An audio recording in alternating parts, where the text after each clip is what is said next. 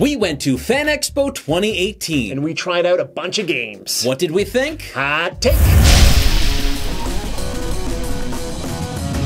Fan Expo is a yearly convention that focuses on a whole bunch of geek stuff, like movies, comics, but especially video games. Now at the convention, there's a whole bunch of games that get shown off that aren't released to public yet, and we get to play them a little bit early, and we got to play a couple of really cool titles. Yeah, so there were sort of setups from Microsoft, from Sony, and from Nintendo. And yeah, we got to play a few games, and some were noteworthy, and we want to mention them and talk a little bit about them. Absolutely, so, yeah. You got a chance, hands-on some playtime with a title that you're pretty excited about. A sequel to a game that you really loved.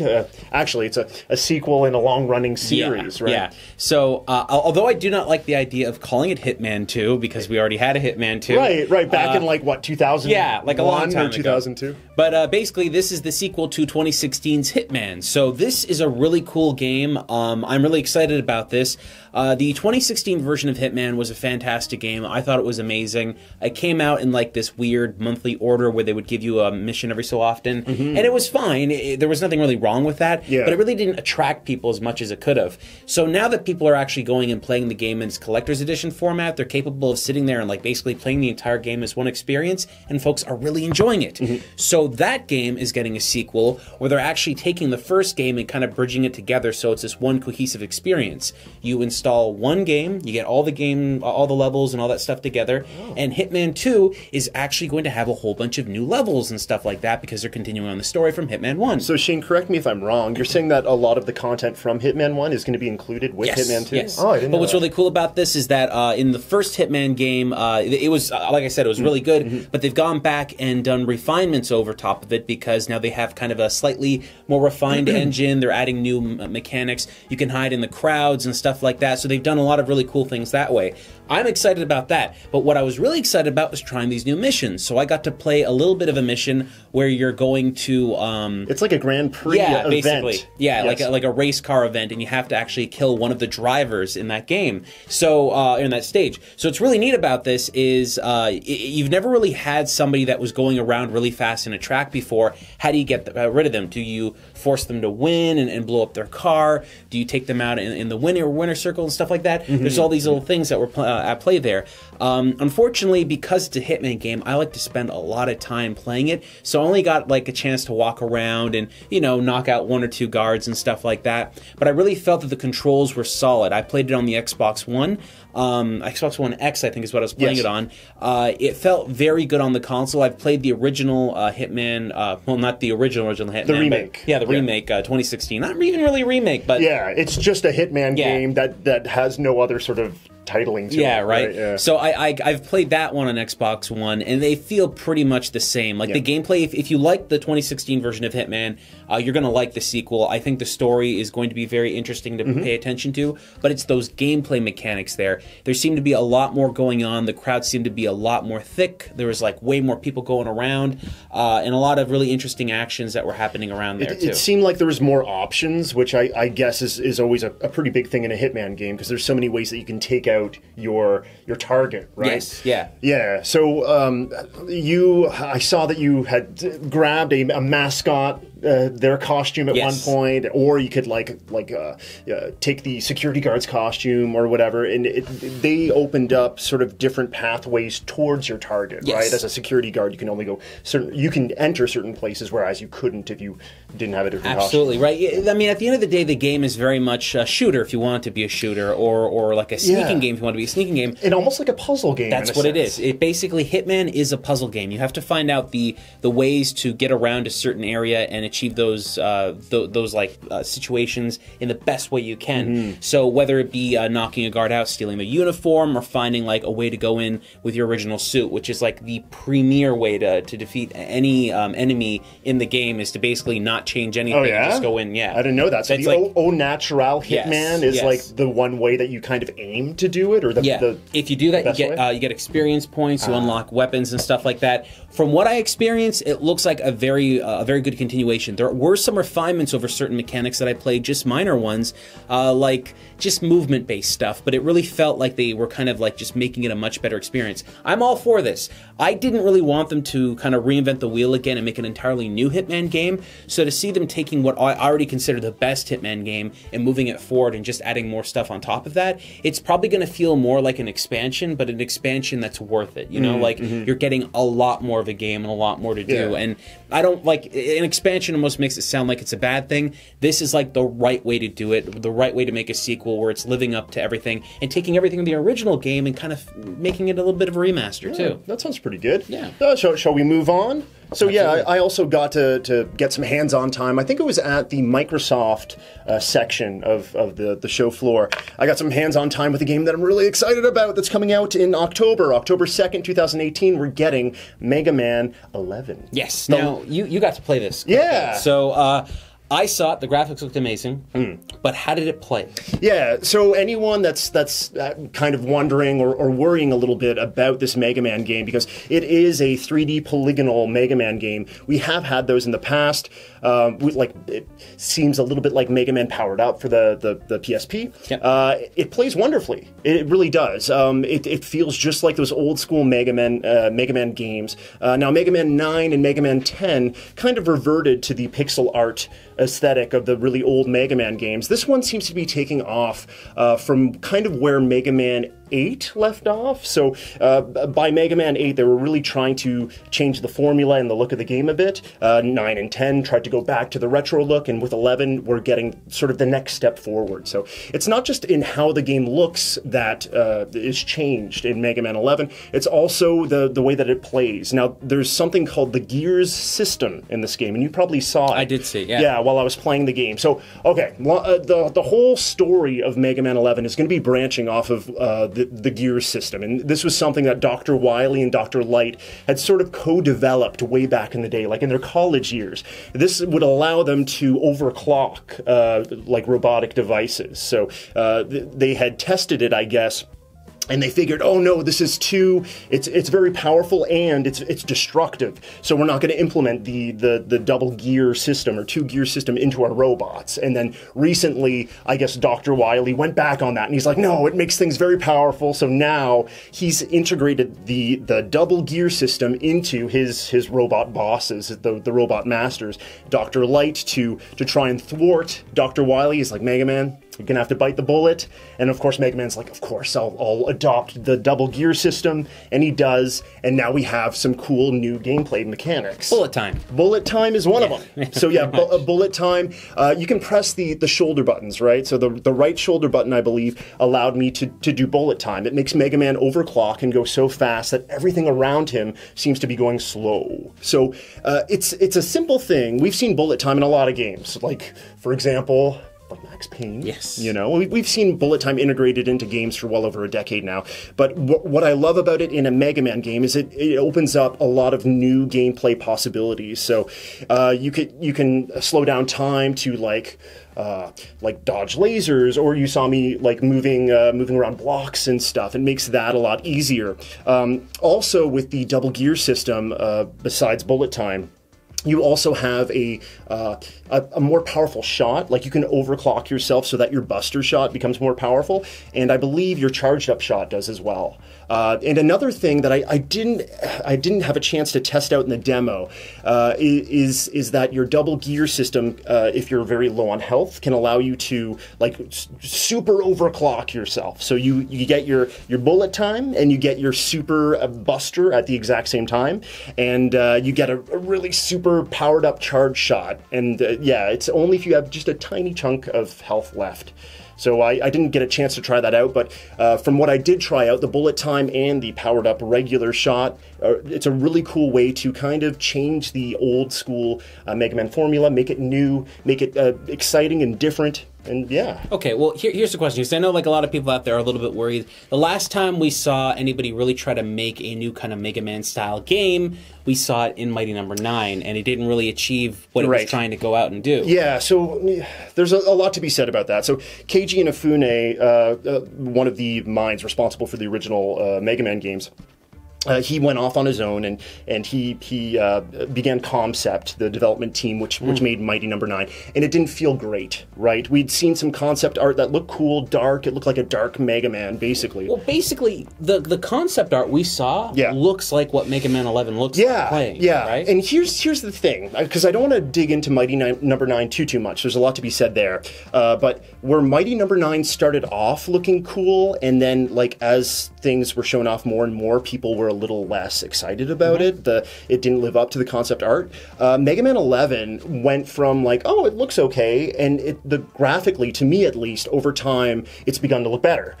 Some people have some problems with like the run cycle of Mega Man, but I feel like that's a very small gripe in like the grand scheme of things, because this game plays just like the classic Mega Man games. It has 3D integrated into it, but it doesn't feel wrong. No, right? no. Sometimes that's what I was going to say. Yeah, the visuals really did make it look like it was 3D models that are meant to look 2D. It's like a 2.5D. Yeah, like when you're going up on a stage, like going from one frame to the next frame, you can actually see the sides of like the wall kind of move along with it, because it's a 3D wall, right? So it's actually going to have a little bit of depth to it. But I like that. It didn't make it look like it was an unnatural design choice. No. It felt like that's the logical progression for Mega Man. Yeah, and it just feels great. I really do love like the powered up shot gear thing is cool, but I really do love the time slowing mechanic, because it allows for different gameplay possibilities, and it's also maybe a little bit of an easy mode as well, because maybe if you're having trouble fighting like one type of enemy or boss,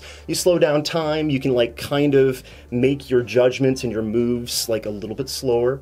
But of course, when you do use your gear system, there is, you probably saw like a red meter that's going up over your head, and if that red meter is filled up completely, then you don't get the chance to use your gear for a few moments, I guess. It takes some time to recharge. Yeah. So, overall, yeah, I just got to play one level. It was Blockman's stage, I believe, but there was another boss that people have been playing as well, which is Fuse Man. So Blockman, of course, bricks and blocks and stuff. It feels like a classic Mega Man game. Well, all the robot masters seem very well in the same sort of key as the other Mega Man games. Yeah, absolutely. Yeah. So that wasn't the only game we played. We also got to play a couple of other things. So what's another game we tried out? Yeah, so the last game that we wanted to talk about today was a game that you were pretty excited about. Yeah. And you got to go hands-on and heads-on with this game, right? This is Tetris Effect. Tetris Effect. Now, I'm a big fan of Tetris. I've been playing Tetris ever since the originals on Game Boy and the NES.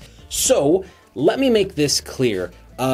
You don't have to play this with PSVR. That's not like the reason you would go to do this. Actually, when I say original Tetris, you can actually go farther back than the NES and Game Boy. But regardless, this experience that I tried out was primarily done with PSVR, and they're trying to basically tell you, like, this is a really cool experience to have in that way. So, this feels like a good Tetris game. There's a new mode that's basically a zone mode, and when you max out your zone, you can like activate it, and it basically slows down the game, and it creates this way that you can actually create a huge chain. Yeah. So I had actually heard that this is the first time in Tetris history that you can make a chain that's up to 16 lines, complete.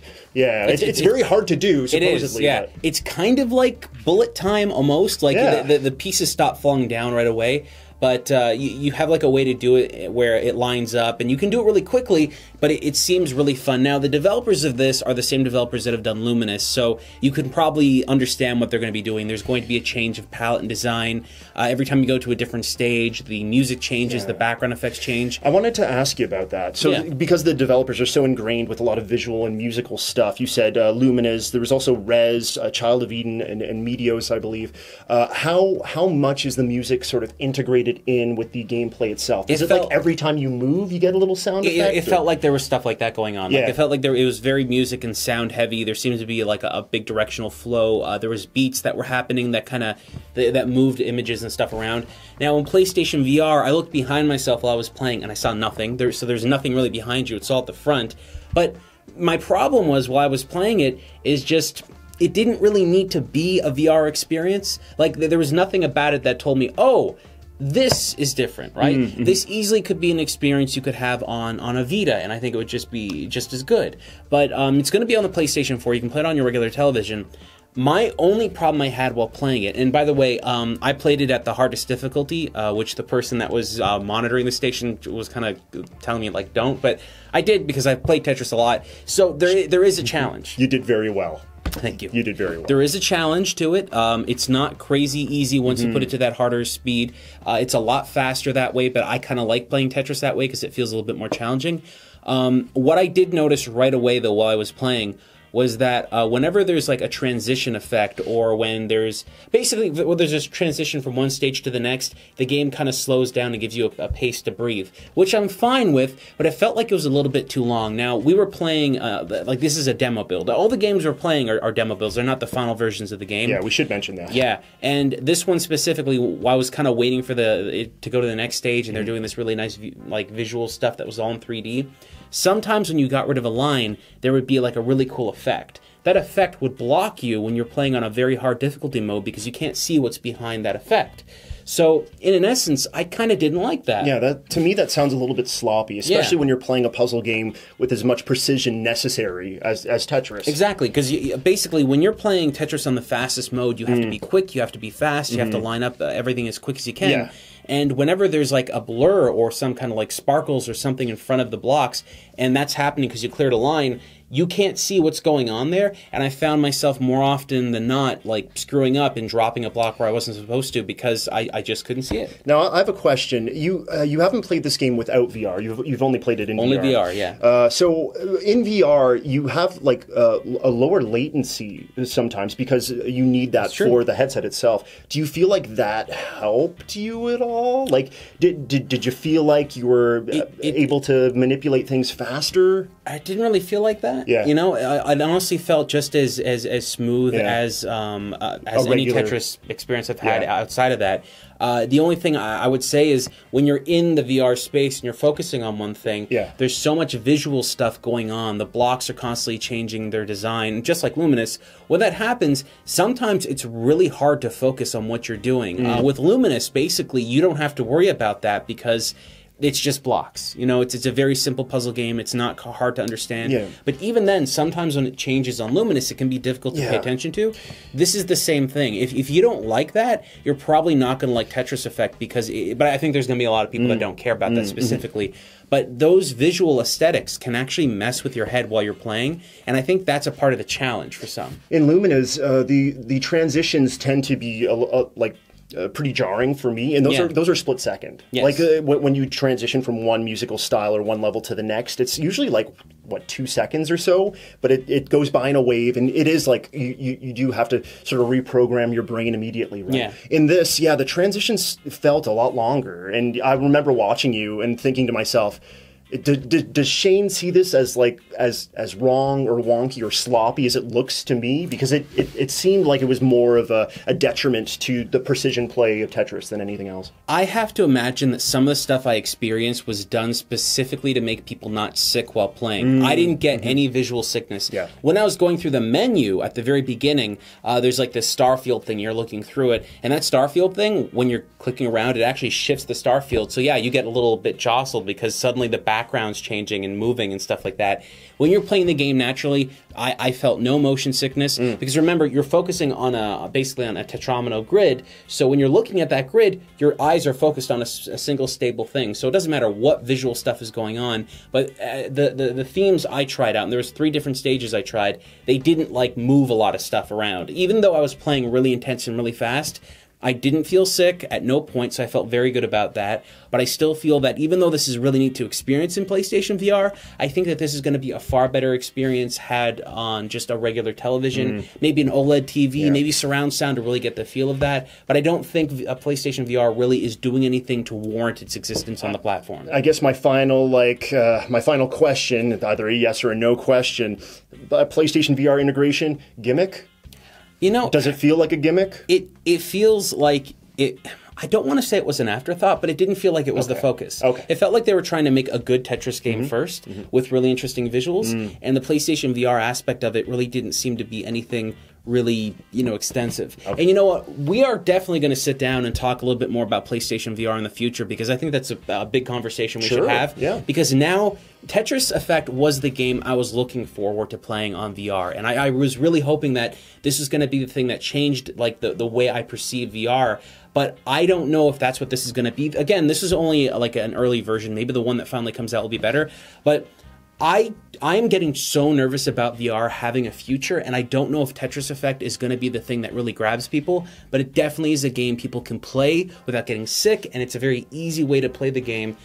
So I think that that's going to be something that's going to bring people to it. It's just whether it sells them on the concept that you can do more with VR, right? I don't know yet. Okay. Well, yeah, that pretty well sums up a few of the games that we tried at Fan Expo 2018. So what do you think? Yeah, we got to try out a lot of stuff. Fan Expo was a really fun event. There was a ton of games we got to see there. I'm just so excited about Mega Man 11. Yeah. Like, overall, I'm just like, yay! Yeah. I can't wait. In terms of like cons that we go to and stuff like that, this is probably one of the bigger ones we've ever been to. And there's just so much gaming stuff that's on the floor that you can experience and see and play. It's just a tiny taste. This is just a tiny, right? Unfortunately, there were a whole bunch of PlayStation VR things we could have looked at. We actually saw some people playing Spider-Man Experience, but we didn't actually have to play that on PlayStation 4 because the lineups were just massive. Right. But there are some really cool things there, and we're going to be talking about another thing that we played right after this video. So pay close attention and stay tuned. Here's a hint. Yeah.